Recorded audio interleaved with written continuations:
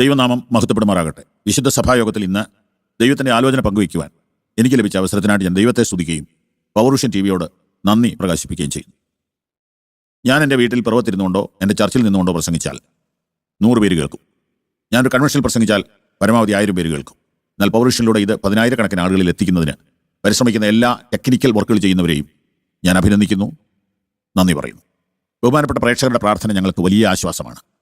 ഇന്നത്തെ ചിന്ത നിങ്ങൾക്കൊരു അനുഗ്രഹമാകും, നിങ്ങൾക്ക് നിശ്ചയമായും അനുഗ്രഹമാകും. അതുകൊണ്ട് ഞാൻ അഡ്വാൻസ് ആയിട്ട് പറയുന്നു, പരിശുദ്ധാത്മാവ് ഒരു ദൂത് എന്നെ ഏൽപ്പിച്ചിട്ടുണ്ട്. അത് നിങ്ങൾ ഇപ്പോൾ കേൾക്കണം. പിന്നീട് യൂട്യൂബിൽ പോയി സെർച്ച് ചെയ്യണം. സെർച്ച് ചെയ്യാൻ അറിയാമല്ലെങ്കിൽ പിള്ളേരെ കൊണ്ട് സെർച്ച് ചെയ്യിപ്പിക്കണം. എന്നിട്ട് നിങ്ങൾ അത് എടുത്തിട്ട് ഒരാൾ 10 പേർക്ക് ഫോർവേഡ് ചെയ്യണം. അത്ര ഇമ്പോർട്ടൻ്റ് ആയ ഒരു ദൂതാണ്. 42-ാം സങ്കീർത്തനം എടുക്കാം. 42-ാം സങ്കീർത്തനം അതിൻ്റെ 3-ാമത്തെ വാക്യം നമുക്ക് വായിക്കാം. 42-ാം സങ്കീർത്തനത്തിൻ്റെ 3-ാമത്തെ വാക്യം. നിന്റെ ദൈവം എവിടെയെന്ന് അവർ എന്നോട് നിരന്തരം ചോദിക്കുന്നത് കൊണ്ട് എൻ്റെ കണ്ണുനീർ രാവും പകലും എൻ്റെ ആഹാരമായി തീർന്നിരിക്കുന്നു. My tears have been my food day and night. All day long people say to me, where is your God? ഇതേ വാക്യം 10-ാം വാക്യത്തിലും രേഖപ്പെടുത്തിയിരിക്കുന്നു. അപ്പം 2 പ്രാവശ്യം വരുമ്പോൾ അതിൻ്റെ അർത്ഥം അത് ഈ കവിതയുടെ കോറസ് ആയിട്ട് വരും. അപ്പോൾ അദ്ദേഹത്തെ ഈ പാട്ട് എഴുതാൻ പ്രേരിപ്പിച്ചത് അദ്ദേഹത്തിൻ്റെ ശത്രുക്കളുടെ വാക്ശരങ്ങളാണ്. എൻ്റെ നേരെ വന്നതാം വാക്കിൻ അമ്പിനാൽ ഞാൻ തളർന്നു പോകാതെ എന്നെ താങ്ങിയ ഭുജബലമേ. മനോഹരമായ ഗാനത്തിനായിട്ട് ഞാൻ ദൈവത്തെ സ്തുതിക്കുന്നു. പലപ്പോഴും വാക്കുകളാൽ മുറിവേറ്റവരാണ് നമ്മളെല്ലാവരും. കഴിഞ്ഞ ദിവസം പേരന്റിങ് എന്ന് പറയുന്ന ഒരു പ്രോഗ്രാമിൽ ICPF-ലെ ഒരു ദൈവദാസൻ കുട്ടികൾക്കും പേരൻസിനും വേണ്ടി, വിശേഷാൽ പേരൻസിന് വേണ്ടി നടത്തിയ ക്ലാസ്സിൽ അദ്ദേഹം ഒരു ഷീറ്റ് പേപ്പർ കൊണ്ടുവന്നു. പേരൻസിൻ്റെ എല്ലാം കൈ കൊടുത്തു. ഒന്നും എഴുതരുത്, കൈ പിടിച്ചോണമെന്ന് പറഞ്ഞു. അദ്ദേഹം ക്ലാസ് തുടങ്ങി. കുറച്ച് സമയം കഴിഞ്ഞപ്പോൾ ആ പേപ്പർ ഒന്ന് നടുവേ മടക്കാൻ പറഞ്ഞു. മടക്കി. വീണ്ടും പറഞ്ഞു, ഒന്നുകൂടെ മടക്കാൻ പറഞ്ഞു. ഇപ്പം 2 ആയിട്ട് മടക്കി, 4 ആയിട്ട് മടക്കി, 8 ആയിട്ട് മടക്കി, 16 ആയിട്ട് മടക്കി. വീണ്ടും മടക്കാമെന്ന് ചോദിച്ചപ്പോൾ മടങ്ങാൻ പറ്റുന്നില്ല. ഇനി നൂർക്കാൻ പറഞ്ഞു. നൂർത്തിയപ്പോൾ ആ മടക്ക് പാടങ്ങനെ നിൽക്കുക, പോകുന്നില്ല. എന്നിട്ട് അധ്യാപകൻ ഇങ്ങനെ പറഞ്ഞു, നിങ്ങളുടെ മക്കളോട് നിങ്ങൾ ഹർട്ട് ചെയ്യുന്ന ഒരു വർത്താനം പറഞ്ഞു കഴിയുമ്പോൾ ഒരു മടക്ക് അവരുടെ ചങ്കിനകത്ത് വീണു, മുറിവ്. വീണ്ടും ഒരു വാക്കൂടെ പറയുമ്പോൾ നിങ്ങൾ 2 ആയിട്ട് മടക്കി, 4 ആയിട്ട് മടക്കി, 8 ആയിട്ട് മടക്കി, 16 ആയിട്ട് മടക്കി. പിന്നെ നിങ്ങൾ ഐസ്ക്രീം മേടിച്ചു കൊടുത്താലും നല്ല വാക്ക് പറഞ്ഞാലും ആ മുറിവ് അല്പശമനം വരുമെന്നേ ഉള്ളൂ, പാടം അവിടെ കിടക്കും. ഇതേപോലെ ഞാൻ ഒത്തിരി മുറിവേറ്റ മനുഷ്യനാണ്. കുട്ടിക്കാലത്തൊക്കെ അറിവില്ലായ്മയാണ് കുട്ടിക്ക്. ഞാൻ ശുശ്രൂഷ വന്ന ശേഷം ഏറ്റ മുറിവുകൾ എത്ര പരിശ്രമിച്ചിട്ട് മറക്കാൻ പറ്റുന്നില്ല. അസൂയ നിമിത്തം പേരറിയാവുന്ന ചില ആളുകൾ മുൻകൈയെടുത്ത് മുറിവേൽപ്പിച്ചത് എങ്ങനെയാ മറക്കുന്നത്? ക്ഷമിച്ചു, ഒരു പകയുമില്ല, പ്രതികാരം ചെയ്യത്തില്ല. പക്ഷെ മനസ്സിലിങ്ങനെ കിടപ്പുണ്ട്. അത് മരിക്കാതെ മറക്കുമോ? മരിച്ചാലും മറക്കത്തില്ലെന്ന് ഞാൻ പറയല, മറക്കണേന്ന് പ്രാർത്ഥിച്ചുകൊണ്ടിരിക്കും. സോഷ്യൽ മീഡിയയേക്കാൾ പ്രിന്റ് മീഡിയയിലും അങ്ങനെ ചെയ്യിപ്പിച്ചു. ചെയ്തയാളും ജീവിച്ചിരിപ്പുണ്ട്, ചെയ്യിപ്പിച്ച ആളും ജീവിച്ചിരിപ്പുണ്ട്. പക്ഷെ അവരെല്ലാം കാണുമ്പം അവർക്ക് വേണ്ടി പ്രാർത്ഥിക്കും, അല്ലാത്തപ്പോഴും പ്രാർത്ഥിക്കും, സ്നേഹത്തോടെ ഇടപെടും. ഇത് കേൾക്കുമ്പോൾ അവർക്കറിയാം അവരാണ് ഇത് ചെയ്തത്. പക്ഷെ എന്ത് പറയാനാ, ഞാനൊരു വിഷയത്തിന് വേണ്ടി ഉദാഹരണമായിട്ട് പറയുന്നതേ ഉള്ളൂ. എനിക്ക് ഒരു കംപ്ലൈൻറ്റും ഇല്ല. പക്ഷേ ഇനിയെങ്കിലും ആരെയും അങ്ങനെയൊന്നും ചെയ്യരുത്. നിങ്ങൾക്കൊരു അവസരം ദൈവം തരുമെന്നേ, എന്തിനു വേറൊരാളെ ഉപദ്രവിക്കും? നിങ്ങൾ എന്നോട് ചോദിക്കുക, ഞാൻ അങ്ങനെ ആരോടെങ്കിലും ചെയ്തിട്ടുണ്ടോ എന്ന്. എൻ്റെ അറിവിൽ ചെയ്തിട്ടില്ല. ഓർപ്പിച്ചാൽ അതിന് ചെയ്യാവുന്ന പരിഹാരം ഉണ്ടാക്കാം. ഒരുവൻ ഉയരുമ്പോൾ അവനെതിരെ നുണ പറയുക. അത് സിനിമാക്കാരുടെ ഇടയിലുണ്ട്, രാഷ്ട്രീയക്കാരുടെ ഇടയിലുണ്ട്, അത് ആത്മീയരുടെ ഇടയിലുമുണ്ട്. എന്തോ ചെയ്യാം അല്ലേ? നമ്മുടെ വിഷയത്തിലേക്ക് വരാൻ ഇങ്ങനെ നെഗറ്റീവ് പറഞ്ഞാൽ അതിലേ അങ്ങ് പോകും, അറിയാതെ പോകും. ഇവിടെ ഇതാ കോരഹപുത്രന്മാർ സങ്കടപ്പെടുന്നത് അവരുടെ രോഗം നിമിത്തമല്ല, പാപം നിമിത്തമല്ല, ശാപം നിമിത്തമല്ല, അനർത്ഥം നിമിത്തമല്ല, കഷ്ടകാലം നിമിത്തമല്ല, ദാരിദ്ര്യം നിമിത്തമല്ല. പിന്നെ എന്താണ്? വാക്കിൻ അമ്പിനാണ്. അങ്ങനെ വരുമ്പോഴാണ് പാട്ടുകളൊക്കെ ജനിക്കുന്നത്. ഞാൻ ഒരു 50ഓളം പാട്ടുകളെങ്കിലും എഴുതിയിട്ടുണ്ട്. ഇതൊക്കെ ജനിച്ചത് ആരോ മുറിവേൽപ്പിച്ചപ്പോഴാണ്, മിക്കവാറും ഇല്ല. ഹല്ലേലൂയ. അതുകൊണ്ട് മുറിവേൽപ്പിച്ചത് ദൈവം അറിഞ്ഞിട്ടാ. ഈ 42-ാം സങ്കീർത്തനം ജനിച്ചത് അതുകൊണ്ടല്ലേ, 34-ാം സങ്കീർത്തനം ജനിച്ചത് അതുകൊണ്ടല്ലേ, പിന്നെ 115-ാം സങ്കീർത്തനം ജനിച്ചത് അതുകൊണ്ടല്ലേ. ഒരു കണക്കിന് എല്ലാം നന്മയ്ക്കാണ്. നോക്കൂ, 42-ാം സങ്കീർത്തനം 3-ാം വാക്യം. നിന്റെ ദൈവം എവിടെയെന്ന് അവർ എന്നോട് നിരന്തരം ചോദിക്കുന്നത് കൊണ്ട് എൻ്റെ കണ്ണുനീർ രാവും പകലും എൻ്റെ ആഹാരമായി തീർന്നിരിക്കുന്നു. എന്ന് പറഞ്ഞാൽ എനിക്ക് ഭക്ഷണം കഴിക്കാൻ പറ്റാതെ ആയിരിക്കുന്നു. കണ്ണുനീർ ഇങ്ങനെ ഒഴുകുകയാണ്, ഞാൻ ഫുഡ് പോലും വേണ്ടെന്ന് വെക്കുന്നു. രണ്ടാമത് 10-ാം വാക്യത്തിൽ പറയുന്നത്, എന്റെ ശത്രുക്കൾ എന്നോട് അങ്ങനെ പറയുന്നത് നിമിത്തം എന്റെ അസ്ഥികൾ തകരുന്നത് പോലെ എനിക്ക് തോന്നുന്നു. ഓ, അസ്ഥി തകരുക എന്നൊക്കെ പറഞ്ഞാല് എനിക്ക് ജാനുവരി മാസം 22-ാം തീയതി എന്റെ വലത്തെ കാലിന്റെ ഒരു അസ്ഥിക്ക് ചെറിയ ഫ്രാക്ചർ ഉണ്ടായിട്ട് ഇപ്പൊ മാസം 4 കഴിഞ്ഞു. വേദന ഇപ്പോഴും ഉണ്ട് ചെറുതായിട്ട്. അസ്ഥികളെ തകർക്കുന്ന പോലെ വാക്കുകൾ ഉപയോഗിക്കുന്നു എന്ന് പറയുമ്പോഴേ ഇതൊന്നും അവസാനിക്കാൻ പോണില്ല. ഇത് തടർന്നുകൊണ്ടേയിരിക്കും. ഇതിന്റെ നടുവിലൂടെ നല്ല പാട്ടുകൾ ജനിക്കുക, നല്ല പ്രസംഗങ്ങൾ ജനിക്കട്ടെ, നല്ല കവിതകൾ ജനിക്കട്ടെ. നമുക്ക് ദൈവത്തിന് വേണ്ടി പ്രയോജനപ്പെടാം. എന്റെ കൂടെ നിങ്ങൾ പറഞ്ഞു, ശ്രദ്ധ പോകരുത്. അപ്പോൾ മറ്റൊരാളുടെ വാക്കിനാൽ മുറിവേറ്റവർ, എന്താണ് അവരെ മുറിവേൽപ്പിച്ച വിഷയം? അതിലേക്ക് കിടക്കാം. മുറിവേൽപ്പിച്ച വിഷയം ഒന്നാണ്, നിന്റെ ദൈവം എവിടെ എന്ന ചോദ്യം. ആത്മീകർക്ക് അപകടം എന്ന ചോദ്യം, എവിടെ ഇവന്റെയൊക്കെ ദൈവം? ആത്മീകർക്ക്, ദൈവദാസന്മാർക്ക്, ദൈവമക്കൾക്ക്, വിശ്വാസികൾക്ക് അപകടം വന്നാൽ, രോഗം വന്നാൽ, അവരുടെ മക്കൾ പരീക്ഷയ്ക്ക് തോറ്റാൽ, എൻട്രൻസിന് തോറ്റാൽ, മെഡിസിൻ കിട്ടാതെ വന്നാൽ, IELTS പാസ്സാകാതെ വന്നാൽ, ചോദ്യം അങ്ങോട്ടാണെന്നറിയോ? എവിടെ എൻ്റെ ദൈവം? നീക്ക് പ്രാർത്ഥിച്ചിട്ട് എന്നാ കിട്ടി? നിന്റെ ദൈവം എവിടെ?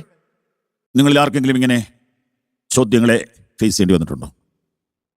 മറ്റൊരു സങ്കീർത്തനം 115 വാക്യം 2, അവരുടെ ദൈവം ഇപ്പോൾ എവിടെയെന്ന് ജാതികൾ പറയുന്നത് എന്തിന്? ആദ്യം ബന്ധുക്കള്, മിത്രങ്ങള്, രണ്ടാമത് ശത്രുക്കള്, മൂന്നാമത് നാട്ടുകാർ. 3 കൂട്ടർ ഈ ചോദ്യം ചോദിക്കും. നമ്മുടെ വീട്ടുകാർ ചോദിക്കും, ഒറ്റയ്ക്കൊക്കെ വിശ്വാസത്തിന് വേണ്ടി തീഷ്ണതയോടെ നിൽക്കുന്നവരോട് ചോദിക്കും. ശത്രുക്കൾ ചോദിക്കും, അത് ഉറപ്പാണല്ലോ. നാട്ടുകാരും ചോദിക്കും. ഞാനിത് 3 അനുഭവിച്ചിട്ടുണ്ട്. എനിക്കിപ്പോൾ ശത്രുക്കളില്ല.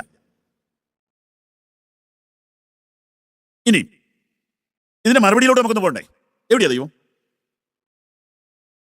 ഉത്തരം 115-ാം സങ്കീർത്തനം അതിന്റെ 3-ാം വാക്യം, നമ്മുടെ ദൈവമോ സ്വർഗത്തിലുണ്ട്. ഹല്ലേലൂയ. കരങ്ങൾ ഉയർത്തിക്കൊണ്ട് പറയാമോ? നമ്മുടെ ദൈവമോ സ്വർഗത്തിലുണ്ട്.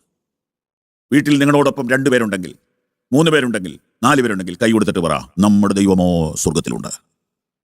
ഒരു ഹല്ലേലൂയ ഉറക്കെ പറഞ്ഞാണ്. ഹല്ലേലൂയ. വീണ്ടും ഹല്ലേലൂയ, ഹല്ലേലൂയ, ഹല്ലേലൂയ. നമ്മുടെ ദൈവം സ്വർഗത്തിലുണ്ട്. അടുത്ത മറുപടി എവിടെയെന്ന് ചോദിച്ചുള്ളൂ. സ്വർഗത്തിലാന്ന് പറഞ്ഞാൽ മതി. എന്നാൽ ഒരു മറുപടി കൂടെ കൂട്ടി പറഞ്ഞു, അവൻ തനിക്ക് ഇഷ്ടമുള്ളതൊക്കെ ചെയ്യും. അർത്ഥം എന്നാണെന്നറിയോ? നിനക്ക് ഇഷ്ടമുള്ളതല്ല അവൻ ചെയ്യുന്നത്, എനിക്കിഷ്ടമുള്ളതല്ല അവൻ ചെയ്യുന്നത്, തനിക്ക് ഇഷ്ടമുള്ളതാണ് ചെയ്യുന്നത്.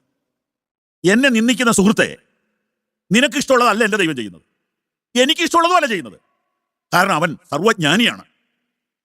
അവൻ തനിക്ക് ഇഷ്ടമുള്ളതേ ചെയ്യത്തുള്ളൂ. ഞാനും അത്ര പെർഫെക്റ്റ് ഒന്നുമല്ല. എന്നെ പ്യൂരിഫൈ ചെയ്യാൻ ദൈവം അനുവദിച്ചിരിക്കുന്നു. നിങ്ങളുടെ വാക്കുകളിലൂടെയും നിങ്ങളുടെ സോഷ്യൽ മീഡിയയിലൂടെയും എന്നെ ശുദ്ധീകരിക്കാൻ എൻ്റെ ദൈവം അനുവദിച്ചിരിക്കുന്നു. I am happy to that. പക്ഷെ നിങ്ങൾക്ക് ദോഷം വരരുത്. ദൈവം ഒരു യാഥാർത്ഥ്യമാണ്. അവൻ വികാരങ്ങൾ ഇല്ലാത്തവനാണെന്ന് പറയുമെങ്കിലും യേശു കരയുന്നത് ഞാൻ കണ്ടിട്ടുണ്ട്. പിതാവായ ദൈവം മാനസാന്തരപ്പെടുന്ന പാപിയെ കണ്ടുകൊണ്ട് ഓടുന്നത് ഞാൻ കണ്ടിട്ടുണ്ട്. ആലിംഗനം ചെയ്യുന്നത് ഞാൻ കണ്ടിട്ടുണ്ട്. ഹഗ് ചെയ്യുന്നത് ഞാൻ കണ്ടിട്ടുണ്ട്. ഇമോഷൻസ് ഇല്ലേ ദൈവത്തിന്? കണ്ണുനീർ കാണുമ്പോൾ മനസ്സറിയുന്നവനാണെങ്കിൽ ഇമോഷൻ ഇല്ലേ? ഞാൻ കരഞ്ഞാൽ ആദ്യം കരയുന്നത് എന്റെ കർത്താവായിരിക്കും. എന്റെ ഒരു സ്നേഹിതൻ കഴിഞ്ഞ ദിവസം പ്രസംഗത്തിൽ ഇങ്ങനെ പറഞ്ഞു, നിന്നെ ആരെങ്കിലും കൈവിട്ടാൽ ഒടുവിൽ കൈവിടുന്നത് യേശുവായിരിക്കും. ഞാൻ അവിടെ തിരുത്തുന്നു, അവൻ ഒരിക്കലും കൈവിടുകയില്ല. Hallelujah, hallelujah. എന്റെ ദൈവം സ്വർഗത്തിലുണ്ട്. അവൻ തനിക്ക് ഇഷ്ടമുള്ളത് ചെയ്യും. ഞാൻ പറയുന്നു, അവൻ ഇഷ്ടമുള്ളത് എനിക്കിഷ്ടം. ഹലോ, കേട്ടില്ല? അവൻ ഇഷ്ടമെന്തോ അതെനിക്കിഷ്ടമാണ്.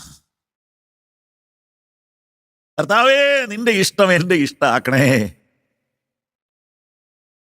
നിന്റെ ഇഷ്ടം, നിന്നിഷ്ടം ദേവാ ആയിടട്ടെ.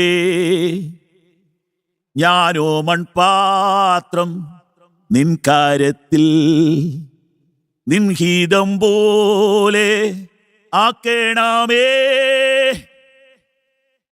നിങ്ങൾക്ക് പിന്നീട് ആ പാട്ട് പാടാനോ പഠിക്കാനോ ഒക്കെ ദൈവം സഹായിക്കട്ടെ. ഈ സന്ദേശത്തിന്റെ ഒടുവിലേക്ക് പോകുന്നു. അവൻ തനിക്ക് ഇഷ്ടമുള്ളതൊക്കെ ചെയ്യുന്നു എന്നതിനൊരു മറുവശമുണ്ട്. പുതിയ നിയമത്തിൽ ഇച്ചിരി ക്ലാരിറ്റി ഉണ്ട് ഈ വിഷയത്തിൽ.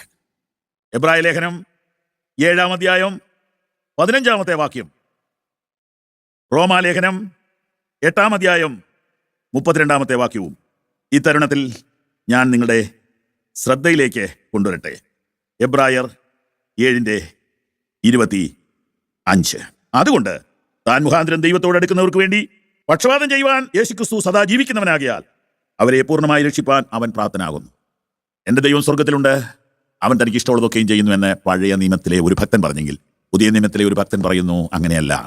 അവൻ പിതാവിൻ്റെ അടുക്കലിരിക്കുന്നു. അവൻ എൻ്റെ പേര് പറഞ്ഞ് ഒരു വക്കീലിനെ പോലെ എന്നെ രക്ഷിക്കാൻ വേണ്ടി എൻ്റെ വക്കാലത്തെടുത്തിരിക്കുന്നു. അത് ക്ലിയറായിട്ട് ഞാൻ റോമാലേഖനത്തിൽ നിന്ന് നിങ്ങളെ കാണിക്കുമ്പോൾ ഇന്നത്തെ സമയം തീരും. റോമർ 8:34.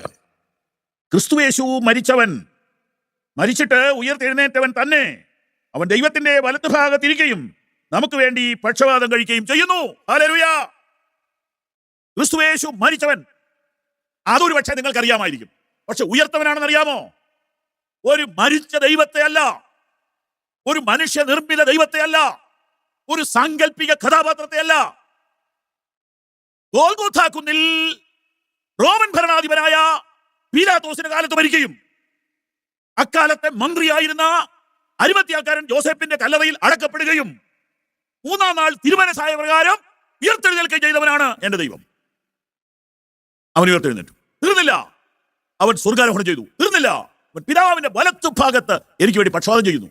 അതുകൊണ്ടാണ് ഞാൻ ഇപ്പൊ ജീവിച്ചിരിക്കുന്നത്. ഈ ഡേറ്റിൽ ഞാൻ ജീവിച്ചിരിക്കുന്നതിന്റെ കാരണം എന്റെ കർത്താവ് ജീവിക്കുന്നത് കൊണ്ടാണ്. അവൻ ജീവിക്കുന്നത് കൊണ്ട് ഞാനും ജീവിക്കുന്നു. ഇത് ബോധ്യമുള്ളവർ കരങ്ങൾ ഉയർത്തി ദൈവത്തിന് സ്തോത്രം പറയട്ടെ. ഞാൻ കാണാനല്ല, കർത്താവ് കാണട്ടെ. നിന്റെ ആ കൈ ഒന്ന് കാണുമ്പോൾ സ്വർഗത്തിൽ ഭയങ്കര കയ്യടി ഉയരുമെന്ന് എൻ്റെ വിശ്വാസം. ദൂതന്മാർ, പഴയ നിയമത്തിലെ ഭക്തന്മാർ നല്ലവരാണേ, പക്ഷെ അവരെക്കാൾ ബാക്കിയുള്ളവരാണ് നമ്മൾ. അവർക്ക് അവരുടെ ദൈവം സ്വർഗത്തിലുണ്ടെന്നറിയാം, തനിക്ക് ഇഷ്ടമുള്ള ചെയ്യുന്നതെന്നറിയാം. പുതിയ നിയമക്കാരൻ ക്ലിയറായിട്ട് പറയുക, അവൻ പിതാവിൻ്റെ വലതുഭാഗത്തായിരിക്കുന്നത്, അവൻ ഇഷ്ടമുള്ളതല്ല ചെയ്യുന്നത്, എനിക്ക് വേണ്ടി പക്ഷപാതം ചെയ്യുക. ക്ലാരിറ്റി ഉണ്ടോ? ഇനി അത് കണ്ട ഒരാളുണ്ട്, പലരുണ്ട്. അതിലൊരാളാണ് സ്തേഫാനോസ് എന്ന് മലയാളത്തിൽ. അദ്ദേഹം കല്ലേറ് കൊണ്ട് മരിക്കും. വാസ്തവത്തിൽ ഞങ്ങളുമൊക്കെ കല്ലേറ് കൊണ്ടവരാ, മരിച്ചില്ലെന്നേ ഉള്ളൂ, ഇടയ്ക്കിടയ്ക്ക് മരിച്ച് ജീവിച്ചിരിക്കുക. എറിഞ്ഞവർക്കായി സ്തോത്രം. അവൻ മരിക്കുമ്പോൾ അവൻ കണ്ടു, സ്വർഗം തുറന്നു. എൻ്റെ കർത്താവും രക്ഷിതാവുമായ യേശുക്രിസ്തു പിതാവായ ദൈവത്തിൻ്റെ വലത്തുഭാഗത്ത് നിൽക്കുന്നു. അവൻ എന്നെ കണ്ടോണ്ടാ നിൽക്കുന്നത്, എന്നെ എറിയുന്ന കണ്ടോണ്ടാ നിൽക്കുന്നത്, എന്നെ സ്വീകരിക്കാനാണ് നിൽക്കുന്നത്, എൻ്റെ കണ്ണുനീർ തുടയ്ക്കാനാണ് നിൽക്കുന്നത്. വിശ്വാസമുണ്ട് എല്ലാവർക്കും, എനിക്കറിയാം. ഇന്നൊരു സൗഖ്യം നടക്കാൻ പോവുകയാണ്, ആന്തരിക സൗഖ്യം. കണ്ണുകളടയ്ക്കാം, നിങ്ങളുടെ വലത്തെ കൈ നെഞ്ചത്ത് വയ്ക്കാം. ഒരു ആന്തരിക സൗഖ്യം യേശുവിൻ്റെ നാമത്തിൽ സംഭവിക്കട്ടെ. ഒരു ഇന്നർ ഹീലിംഗ് യേശുവിൻ്റെ നാമത്തിൽ സംഭവിക്കട്ടെ. ഇപ്പോൾ കൂത്താട്ടുകുളത്ത് സംഭവിക്കട്ടെ, കോതമംഗലത്ത് സംഭവിക്കട്ടെ, കാസർഗോഡ് സംഭവിക്കട്ടെ, കോഴിക്കോട് സംഭവിക്കട്ടെ, വയനാട്ടിൽ സംഭവിക്കട്ടെ, ഈ സന്ദേശം കേൾക്കുന്ന US സംഭവിക്കട്ടെ, UK സംഭവിക്കട്ടെ, തിരുവല്ലയിൽ സംഭവിക്കട്ടെ, യേശുവിൻ്റെ നാമത്തിൽ. ഡൽഹിയിൽ സംഭവിക്കട്ടെ, ഛത്തീസ്ഗഡിൽ സംഭവിക്കട്ടെ, മഹാരാഷ്ട്രയിൽ സംഭവിക്കട്ടെ, മധ്യപ്രദേശിൽ ഈ ആഴ്ചയിൽ പീഡനം നടന്ന സ്ഥലങ്ങളിൽ സംഭവിക്കട്ടെ. ഒരു ഇന്നർ ഹീലിംഗ്. 4 ചെറുപ്പക്കാരെ ക്രൂരമായി ഉപദ്രവിച്ച മധ്യപ്രദേശിലെ ഗ്രാമത്തിൽ ആ ഉപദ്രവമേറ്റവരുടെ ബന്ധുക്കളുടെ വീടുകളിൽ ഇപ്പോൾ ആ ഒരു ഇന്നർ ഹീലിംഗ് നടക്കട്ടെ. യേശു ക്രിസ്തുവിന്റെ നാമത്തിൽ ഇന്നർ ഹീലിംഗ് നടക്കട്ടെ. അകത്തും പുറത്തും സൗഖ്യം ഇപ്പോൾ ഉണ്ടാകുന്നു. വിശ്വസിക്കുന്നവർക്ക് സ്വീകരിക്കാം സൗഖ്യം. അകത്തും പുറത്തും സൗഖ്യം ഉണ്ടാകുന്നു. സ്വീകരിക്കാം, സ്വീകരിക്കാം. യേശുവിൻ നാമത്തിൽ, യേശുവിൻ നാമത്തിൽ, യേശുവിൻ നാമത്തിൽ. ആമേൻ, ആമേൻ, ആമേൻ. മറക്കല്ലേ, ഇത് നിങ്ങൾ ഷെയർ ചെയ്യണം. സഭായോഗത്തിൽ വന്ന 1 അവർ കഴിയുമ്പോൾ യൂട്യൂബിൽ വരും, TV-യിൽ നിന്ന് യൂട്യൂബിൽ വരും. ഷെയർ ചെയ്യണം. ഞങ്ങൾക്ക് വേണ്ടി പ്രാർത്ഥിക്കണം. Thank you very much.